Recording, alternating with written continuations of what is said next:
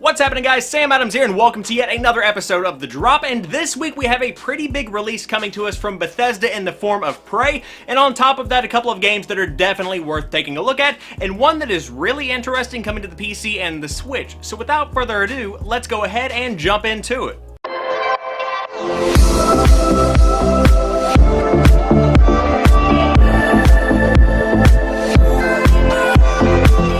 Kicking things off this week, we have Prey coming to the PlayStation 4, the Xbox One, and the PC. In Prey, you awaken aboard Talos 1, a space station orbiting the moon in the year 2032. You are the key subject of an experiment meant to alter humanity forever. But things have gone terribly wrong. The space station has been overrun by hostile aliens, and you are now being hunted. Now, this has been a hotly anticipated title over the course of the past year or so. However, I have heard a couple of sketchy things, like the game doesn't run that well, it's going to need some patches before it's fully playable, and things along those lines. Just a couple of people have said that. Aside from that, the majority of the little banter that's going on in the community is relatively positive. If you are on the fence about getting the game, or if you want to see if there are some technical difficulties with the game itself, there is a demo available, so if you wanted to give that a download, you don't have to invest the full $60 or even rent it from Redbox. You can just sit right there, download your demo, and see if you do want to invest the full $60 in Prey, which again is coming to the PlayStation 4, the Xbox One, and the PC from Bethesda this week. Next up, World to the West is coming to the PlayStation 4, the Xbox One, the PC,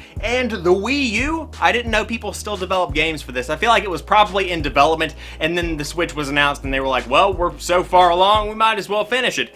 With that being said, World to the West is a standalone follow-up of Teslagrad, the indie hit that sold more than 1.6 million copies worldwide. A vast world of blue skies and dark caves awaits you in this 3D action adventure as you try to unveil the mysteries of an ancient prophecy. In my opinion, I don't have an opinion. It looks okay, it's not going to be a big hit, but I really wish they had made the game for the Switch instead of the Wii U, or just done some kind of port job, but maybe that cost a little bit too much. I don't know what was going on, but if you are interested in World to the West, it is coming to the PlayStation 4, the Xbox One, the PC, the Wii U for some reason. I don't know, it's all coming out this week. Next up, Flat Out 4 Total Insanity is coming out on the PlayStation 4 and the Xbox One, and it did come out on the PC a couple of weeks back to some mostly positive reviews, if I remember the Steam rating correctly.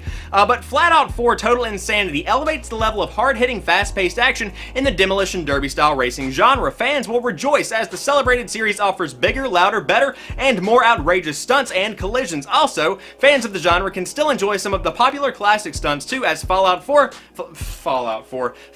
4 Total Insanity offers something for Flat Out fans, not Fallout fans, both new and familiar. Just to be clear, there is no affiliation with Fallout.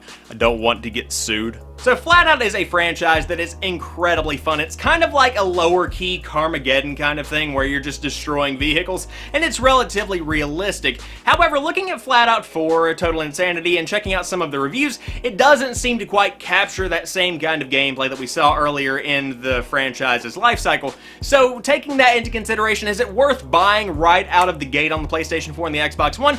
Probably not. Is it worth maybe 15 or 20 bucks later on down the line after a couple of price drops?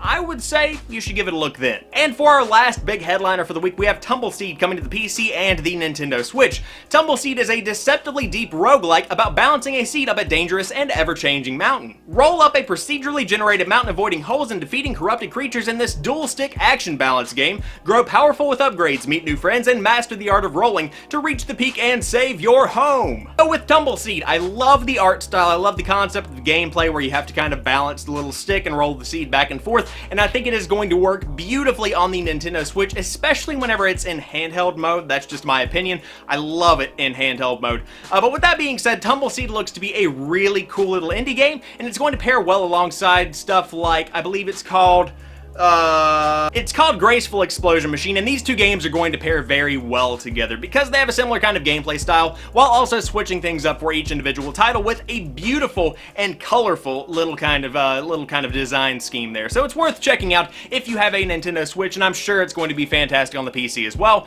but probably going to recommend a controller for this one. And to wrap things up, we have a couple of honorable mentions with some DLC included. Neo Dragon of the North is coming out, and then you have Nier Automata, I still can't say this, and the DLC is called 3C1D119440927.